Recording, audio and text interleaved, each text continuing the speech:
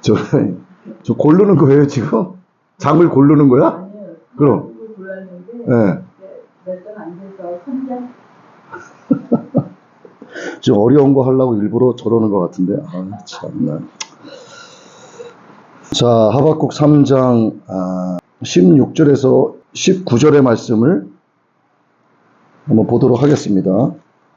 하박국 선지자의 이 기도 내용을 보니까 제가 얼마 전부터 계속해서 말씀을 선포할 때 했던 내용 중에 하나가 떠오르는데, 보시면 나는 여호와로 말미암아 즐거워하며 나의 구원의 하나님으로 말미암아 기뻐한다, 이런 고백이 있어요.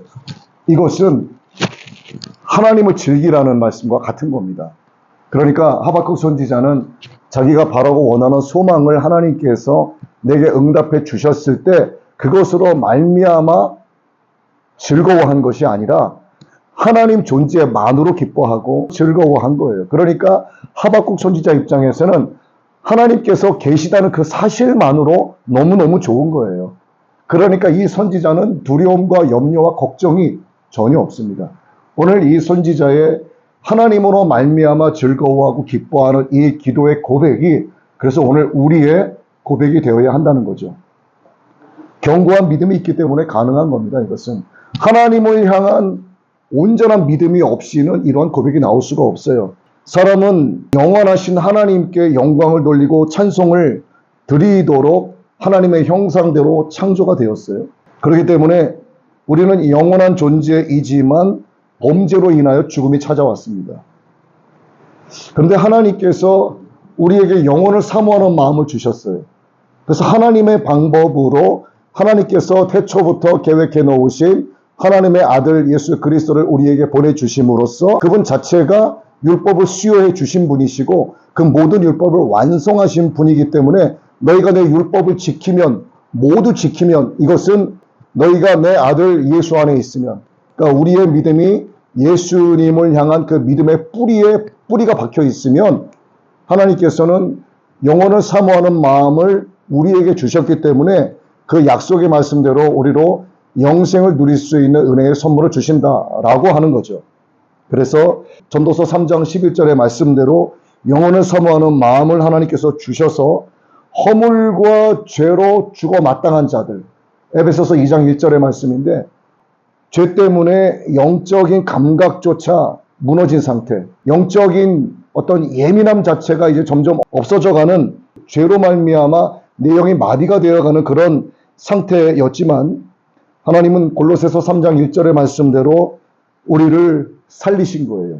그래서 가장 기쁜 것이 바로 영생의 회복입니다. 하나님은 이걸 기뻐하시는 거예요. 우리의 혼이, 우리의 영이 회복되는 것. 죄인이지만 죄인으로 죽는 것이 아니라 용서받은 죄인으로 죽는 것.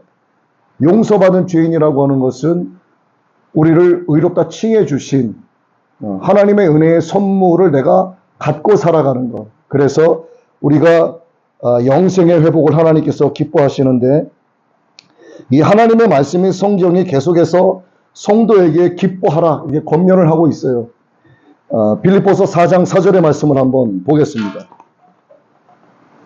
주 안에서 항상 기뻐하라. 내가 다시 말하노니 기뻐하라.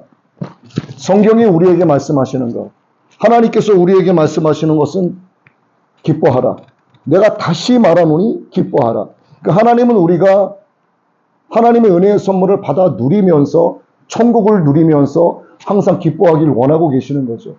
근데 기뻐하는 자는 기뻐하기 이전에 무엇을 하냐면 늘 하나님께 감사하는 거예요. 범사에 감사하는 겁니다. 한번 생각을 해보세요. 우리가 두 다리로 걸을 수 있는 것만으로도 감사해요. 우리 전사님 조금 몸이 그때 안 좋아서 지팡이도 조금 짚긴 했지만 잠시 동안이었지만 얼마나 불편했습니까? 근데 그것을 믿음으로 놓아버리고 두 다리로 건강하게 지금 걸으면서 날마다 주의 전에 와서 예배드리는 이것을 하나님이 너무나 기뻐하시는 거예요. 그러니까 우리는 감사가 넘치는 겁니다. 눈이 있기 때문에 볼 수 있고, 코가 있으니까 냄새를 맡고, 입이 있으니까 먹고, 귀가 있으니까 하나님의 말씀을 듣고, 그러니까 우리는 모든 몸에 있는 이목구비와 모든 오장육부는 하나님의 말씀을 먹고 생명수를 마시고 먹고 마신 영의 양식과 생명수로 하나님을 향하여 범사에 감사하는 존재로 지음받은 자이고, 그래서 영생을 받은 자는 감사할 수밖에 없고 항상 기뻐할 수밖에 없는 자임에도 불구하고 우리는 사실상 불평, 불만과 질투와 시기가 훨씬 많은 거예요. 사람을 감히 평가한다고 하긴 좀 뭐하지만 사람을 구분할 수 있는 아주 좋은 방법이 하나 있더라고요. 보니까 누군가를 알게 되면 그 사람에게 굉장히 잘해주는 거예요. 그렇다고 해서 그 사람을 시험하기 위해서 잘해주는 게 아니라 정말 하나님의 자녀로서 사랑을 베풀고 관용과 배려를 베풀고 상대방의 입장에서 그에게 잘해주는 겁니다. 그런데 시간이 지나면 말이죠, 정말 선하고 좋은 사람은 잘해주는 나를 향해서 내가 그에게 무엇을 해줄 수 있을까를 고민하기 시작을 해요. 이건 좋은 사람이에요. 뭐 나쁜 사람은 서서히 그의 가면을 벗기 시작을 합니다. 이거 정말 사람을 구분하는 너무 좋은 방법 같아요. 당장 사람이 조금 까칠하게 굴고 당장 나에게 친절하지 않은 것 같아도 그의 마음 가운데는 선함이 있는 자들이 있어요.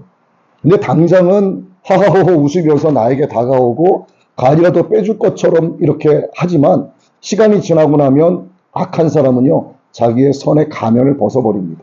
그리고 진짜 본 모습을 드러내고 그를 이용하기 시작을 해요. 아마 살면서 그러한 것 겪어보셨을 것 같아요. 실제로 자신이 악인들의 죄악 가운데서 구원받은 상황을 깨닫고 영원한 생명과 영원한 지옥의 형벌의 비교를 통한 하나님 나라의 그 놀라운 기쁨을 회복하기 전에는 항상 기뻐하라, 이 말씀은 힘들어요. 하나님의 은혜도 모르고 죽은 뒤에는 하나님의 심판이 있고 영원한 불못, 유황 불못에 던져진다라고 하는 사실이 있음에도 깨닫지 못하는데, 그리고 우리가 예수님을 믿음으로 말미암아 하나님 나라의 낙원에서 생명의 면류관을 쓰고서 영원토록 하나님을 예배하며 찬송하며 살아가는 이것 자체를 모르는 자에게는 내가 다시 말하노니 기뻐하라는 하나님의 말씀이 전혀 와닿질 않습니다. 그래서 하나님을 아는 지식이 필요한 거예요. 항상 기뻐하는 것이 하나님의 뜻이라고 하죠. 범사에 감사하는 것이 하나님의 뜻이라고 합니다. 그래서 범사에 감사하고, 그래서 하나님께 늘 하나님으로 말미암아 즐거워하고 기뻐하는 자는 하나님과 인격적인 교제인 기도를 쉬지 않고 하게 되는 거예요. 그러니까 결론은 안 겁니다. 범사에 감사하는 것, 항상 기뻐하는 것, 쉬지 않고 기도하는 것은 하나님의 자녀가 아니고선 할 수 없는 것. 영생의 기쁨을 모르고서는 절대로 할 수 없는 것. 그리스도 안에서의 진정한 기쁨을 가지는 것이 참 신앙의 증거이기 때문입니다. 그래서 그에게는 신앙이 없기 때문에 감사와 기쁨이 없고 기도가 안 되는 거예요. 교회 다니는 사람들이라고 해도 그가 범사의 감사나 기쁨과 또한 기도 생활이 끊어지게 되면 정말 그에게 하나님으로 말미암은 참된 기쁨이 있는가를 의심해 봐야 하는 거예요. 남들을 향할 것이 아니라 그 의심이 나 자신을 향해 봐야 됩니다. 내가 정말 하나님과 인격적인 교제를 나누고 있는가? 내가 정말 하나님으로 말미암아 즐거워하고 기뻐하고 있는가? 내가 정말 그래서 감사하고 있는가? 그 질문이 나를 향해야 된다는 얘기죠. 그래서 주님을 기뻐한다는 말씀은 하나님께서 살아 계셔서 영생을 주실 수 있고 그 영생을 내가 받았기 때문에 영생을 주신 주님을 기뻐한다는 거죠. 느헤미야 8장 10절의 말씀을 한번 봅니다. 느헤미야가 또 그들에게 이르기를 너희는 가서 살찐 것을 먹고 단 것을 마시되 준비하지 못한 자에게는 나누어 주라. 이날은 우리 주의 성일이니 근심하지 말라. 여호와로 인하여 기뻐하는 것이 너희의 힘이니라. 우리가 하나님으로 말미암아 기뻐하면 기뻐하는 것 그 자체를 통해서 하나님이 우리의 힘이 되어 주신다는 겁니다. 하박국 선지자가 내가 여호와로 말미암아 즐거워하고 기뻐한다는 이러한 고백은 견고한 믿음이 있기 때문인데, 이 견고한 믿음에는 하나님만을 의지하고 의뢰하는 마음이 들어가 있어요. 천지 만물을 말씀으로 지으신 창조주 하나님은 이 피조 세상에 필요한 것이 무엇인지를 다 아시죠. 모든 것이 하나님으로부터 나왔기 때문에. 그래서 하나님을 닮은 인격체인 사람의 행복을 위해서 명령과 규례를 주시기까지 한 거예요. 사람은 땅을 정복하고 모든 생물을 다스리는 사명을 하나님으로부터 이 막중한 그리고 막강한 이 절대 사명을 받았으면서도 그것이 필요한 자유의지에 기초한 선택권까지 우리가 받았기 때문에 굉장히 우수해요. 그러나 한계가 있습니다. 이게 피조물의 한계예요. 그렇기 때문에 하나님을 신뢰하고 자신의 명철을 의지하지 않는 믿음을 우리가 가질 때 비로소 창조주 하나님께서 흔들리지 않는 지혜로 우리를 지도하시는 거예요. 하나님은 우리에게 말씀하셨어요. 모든 것을 다스리라. 생육하고 번성하라. 그리고 아담에게도 이 모든 것을 네가 이름을 지어보라. 이제 막 흙으로 빚어 지어진 그 인간, 사람, 아담에게 이러한 하나님께서 말씀을 하셨다는 것은 하나님의 지혜가 그에게 들어갔다는 거예요. 그런데 피조물은 한계가 있는 거. 그래서 그 한계를 갖고 낙심하는 것이 아니라 그것은 하나님을 의지하라는 거예요. 하나님만을 의뢰하라는 겁니다. 그러한 믿음을 가질 때 하나님께서 그 의지와 의뢰를 하는 그 통로를 통해서 하나님의 지혜를 쏟아부어 주신다는 겁니다. 이것은 바로 하나님과 교제하는 믿음이에요. 견고한 믿음이 하박국 선지자에게 있지만 그 견고한 믿음에는 하나님만을 기뻐하는 것, 그러니까 하나님을 즐기는 마음이 있었고 하나님만을 의지하고 의뢰하는 믿음이 있었고 그래서 그는 하나님과 늘 교제할 수 있었다는 겁니다. 견고한 믿음은 항상 함께 하시는 하나님을 믿고 하나님 안에 거하는 거예요. 하나님 안에 거하는 거. 나는 내 육신은 지금 세상 속에 거하고 살고 있지만 육신은 세상 가운데 속한 것 같지만 사실 육신의 죽음이라고 우리는 말하면 안 돼요. 우리 육신의 죽음이 아니라 육신에서 내 영과 혼이 분리되는 겁니다. 죽음은 영과 혼이 육신에서 분리되는 상황을 이야기하는 거예요.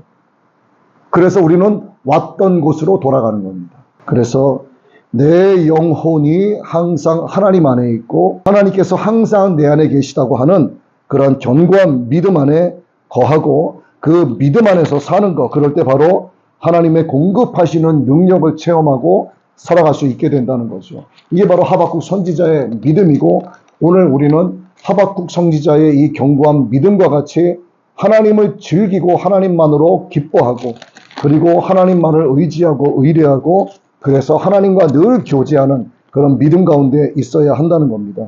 그러기 위해서는 세상에 널리고 널린 게 뭐예요? 하나님이 아닌 그 모든 것들은 우상입니다.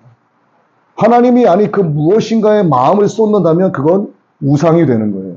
근데 우리에게 주신 십계명 가운데 첫 번째, 두 번째가 다 우상과 관련된 거잖아요. 나 외에 다른 신을 섬기지 말라. 땅 위에 하늘에 있는 것들, 땅 위에 있는 것들, 바다 물에 있는 것들, 공중에 나는 모든 것들을 우상으로 만들지 말라. 그 앞에 절하지 말라. 나 외에는 다른 신을 내 앞에 두지 말라. 그래서 우상을 의지하면 안 되는 거죠. 돈도 마찬가지고 내가 내 새끼를 의지한다. 내 자식이 잘 돼서 좋은 사업해서 돈 많이 벌어서 내가 그 자식을 좀 의지하려고 한다. 이것도 우상 숭배예요. 아무것도 아닙니다. 이것은 헛된 것을 의지하면 결국 아무런 결과도 얻지 못하는 것은 자명한 사실이죠. 그래서 하나님의 사람의 행복을 위해서 주신 계명에도 우상을 멀리하라고 조금 전에 말씀드린 것 같은 그러한 계명을 십계명을 통해서 우리에게 강력하게 강조를 하고 계십니다. 솔로몬의 아들 르호보암이 있죠. 이 르호보암 때 북쪽의 10지파가 여로보암을 중심으로 다윗 왕통인 남쪽 유다 지파에 반기를 들었어요. 그리고 거기서 떨어져 나가서 북왕국 이스라엘을 세우게 됩니다. 여로보암은 백성이 예루살렘 성전을 그리워해서 다시 돌아가는 것을 막기 위해서 베델과 단에 뭔가를 만들었어요. 그게 바로 금송아지를 만든 겁니다. 우상을 만든 거예요. 그리고 그것들을 섬기게 했어요. 하나님 보시기에 얼마나 악한 지도자입니까? 결과적으로 이스라엘은 일찌감치 아수르에 의해서 완전히 분해가 되어버렸습니다. 하나님의 심판이 이들에게 임한 거죠. 우상 숭배에 대한 결과가 바로 이와 같은 거예요. 완전히 그의 삶이 초토화되고 분해가 되어버립니다. 그의 영혼 자체가 갈기갈기 찢어져 버리는 하나님의 영원하신 심판이 그에게 주어지는 거예요. 인간은 눈에 보이지 않는 하나님 대신에 눈에 보이는 것은 힘이 있다고 생각을 해요. 그래서 자꾸 기계로 깎아 만들고 그 앞에 엎드려 절을 하고 그런 것들 신으로 삼고 신으로 형상화하고 경배하고 하나님 입장에서 봤을 때 창조주로서의 당연한 권리가 있는 겁니다. 하나님의 그 영광을 다른 자에게 사람의 손으로 깎아 만든 그런 우상을 향해서 찬송하는 것을 하나님은 원치 않으시는 거예요. 우상 숭배는 성경적으로 보면 그보다 훨씬 의미가 넓어요. 제가 지금 조금 전에 말씀드린 여기에 국한되는 것이 아니라 우상 숭배 금지에 대한 것은 굉장히 넓은 의미를 갖고 있습니다. 하나님 자리에 놓고 하나님처럼 섬기는 모든 것, 그리고 하나님으로부터 만족을 구하지 않고 다른 것에서 만족을 구하는 그런 탐심, 탐욕, 탐색하는 것, 이 모든 것까지도 우상 숭배인 거예요. 우상 숭배자들은 종말에는, 그러니까 개인의 종말이 있고 주님의 재림에 의한 하나님의 심판의 종말이 있죠. 꺼지지 않는 유황 불못에 던져지는 둘째 사망에 들어갈 수밖에 없다는 그런 결론을 성경은 우리에게 아주 그냥 명제로 정확하게 말씀을 해주고 계세요. 그리고 그들은 그것을 섬기고 경배할 뿐만 아니라 그 우상에게서 뭔가 교훈을 얻으려고 해요. 아무것도 아닌 것인데. 진짜 그런 게 있으면 발로 걷어차고, 저는 사실 요즘은 자주 못 갔지만 몇 년 전에도 이렇게 동네 산을 오르락 내리락 하고 그러면 이렇게 사람들이 돌을 이렇게 쌓아 놓더라고요. 이게 왜 쌓아 놓을까요? 무슨 마음 때문에? 소원을 비는 거예요. 돌멩이 하나를 주섬주섬해서 지나가던 사람들이 하나하나 이렇게 조그마한 돌탑들을 쌓아놔요. 저는 그거 보면 어떻게 하냐면요. 그들이 봤을 때 저는 나쁜 놈인데 발로 딱 차가지고 다 무너뜨려요. 지나가면서. 그리고 멀리 있으면 돌을 들어서 계속 던져서 다 무너뜨려 버립니다. 왜냐하면 그 돌 하나하나에는 하나님을 경외하는 것이 아니라 자기 소원을 이 무생물에게 비는 마음이 그 안에 들어가 있기 때문에 우상숭배의 증거물이에요. 저는 그것들을 보면 다 그냥 무너뜨려 버립니다. 여러분도 산에 가다가 그러한 돌무더기가 보이면 다 무너뜨려 버리세요. 단순한 돌이 아니라 우상숭배에 관한 마음을 거기에 담아두었기 때문에 그런 거예요. 그건 아주 악한 거예요. 그건 무너뜨려야 됩니다. 우상의 신전을 허무는 것과 같은 마음으로 확 무너뜨려 버려야 돼요. 그러니까 저는 이 영상을 보시는 분들이 계시고 지금 이 말씀을 듣는다면 그분들이 혹 산에 간다면 쌓여있는 돌무더기에 어떤 우상 심리의 마음이 들어가 있는지를 깨닫고 다 무너뜨렸으면 좋겠어요. 우상은 아무것도 아니죠. 그들에게서 교훈을 얻으려고 하는 것 역시 정말 어리석고 멍청하고 허무한 일입니다. 오늘날에 있어서 또 사람의 지식이 우상이 돼요. 과학이 우상이 되고, 과학을 성경은 허탄하다고 이야기합니다. 과학이 얼마나 가짜가 많은지 아시죠? 오늘날에 있어서 지식이 우상이고 과학이 우상이고 재물과 권력과 지위가 우상이고 심지어 자기 자식이 우상이고 참 지혜의 근원이시고 만유의 주제이신 하나님을 떠나서 인생의 길을 찾으려고 하는 것만큼 어리석은 일은 없다고 성경은 우리에게 경고하고 계십니다. 오직 하나님만 섬겨야만 영생을 우리에게 은혜의 선물로 값없이 주시는 거예요. 근데 인간은 어때요? 값없이 주는 은혜, 값없이 받은 은혜에 대해서는 진짜 값싸게 여깁니다. 우리가 이렇게 악기 레슨을 하고 있잖아요. 우리는 돈을 안 받고 무료로 하고 있어요. 왜냐하면 복음을 전파하기 위한 하나의 일면이고 또 전도에서 교회 부흥을 이루기 위한 하나의 방편으로 하고 있는데 이거를 한 몇 개월째 진행을 해보니까 자기가 필요할 때에는 아무 때나 나오고 필요하지 않으면 한 달이고 두 달이고 연락을 딱 끊고 메시지를 보내도 아무런 답변이 없고 어느 날 갑자기 나오고 제가 이거를 여러 번 겪으면서 정말 놀라운 사실을 하나 깨달은 게 있어요. 하나님과 나와의 교제가 그러한 거구나 라고 하는 거예요. 오랫동안 나오지 않은 분이 예를 들어 교회에 헌금을 하고 어떤 음식을 가져오고 몇 달 만에 저는 그거를 원하는 게 아니에요. 예물이 중요한 게 아니고 음식이 중요한 게 아니라 소통이 필요한 겁니다. 오랫동안 오지 않아도 서로 연락하고 소통이 필요한 거. 이게 뭐냐면 인격적인 교제가 필요한 겁니다. 하나님과 나와의 관계를 보면 하나님과 나와의 영적인 교제가 끊임없이 필요한 거예요. 내가 비록 가난하여 하나님 앞에 아무것도 드리는 것이 없어도 하나님은 나를 드리는 것이 없다고 해서 멸시하시는 분이 아니에요. 내가 하나님 앞에 가난한 마음으로 나와서 아무것도 없는 연약한 심령으로 나와서 하나님 나 요즘에 이렇습니다 라고 기도하는 것. 하나님이 이걸 기뻐하시는 거예요. 제가 기뻐하는 게 똑같은 거예요. 오랫동안 모지 않아도 가끔 어떻게 지내는지 서로 안부 여쭙고 문자 메시지 보내서 서로 소통하고 그러면 한 달, 두 달, 석 달, 넉 달 나오지 않아도 괜찮아요. 그런데 아무런 연락 없고 연락을 해도 딱 끊어버리고 필요할 때 어느 날 문득 찾아오고 먹을 거 하나 갖고 오고 저는 그거 원치 않아요. 아, 내 모습이 과거에 하나님과의 관계가 내가 이랬구나 하는 걸 깨달으면서 정말 회개했습니다. 야, 이 마음을 바로 하나님이 주셨구나. 이 마음이 아버지의 마음이구나. 그거 아니겠습니까? 그래서 우리가 고향에 계신 시골에 계신 부모님께 전화 한 통 드리는 게 그렇게 중요한 거예요. 추석이 되고 설날이 돼서 선물 꾸러미 한가득 싣고 자식 새끼들 데리고 가서 전화 한 번 하지 않고 차 타고 가서 선물 잔뜩 놓고 안녕히 계세요 밥 먹고 오는 게 원하는 게 아니라 그런 거 없어도 부모님께 가끔 전화 드리고 식사하셨습니까? 편찮으신데 없으세요? 부모님이 뭘 기뻐하겠습니까?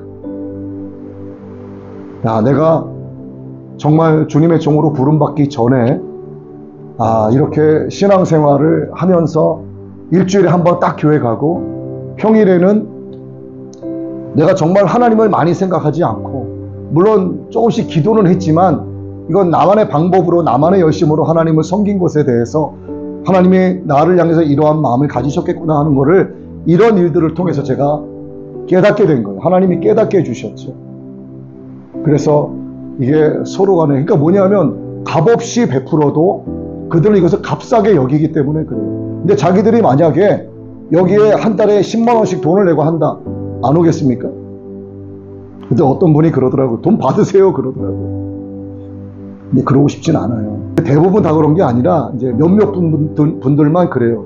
대부분은 그래도 정말 신실한 분들이시고 이렇게 오시든 안 오시든 간에 연락을 주시고 또 메시지로 소통하고 이런 것이 저에게는 너무나 큰 기쁨이 되는 거예요. 그러면 저는 어떻게 할까? 그분들을 위해서 기도할 때 나와 잘 인격적인 소통이 되는 분들을 더 많이 기도하는 거예요. 그들의 삶과 그들의 생업과 그들의 가족과 그들의 건강 문제와 그들의 영적인 신앙생활이 강건해질 수 있도록 그를 위해서 더 많이 기도하지 나와 연락이 끊어지는 자들에 대해서는 더 이상 기도 안 하는 거예요.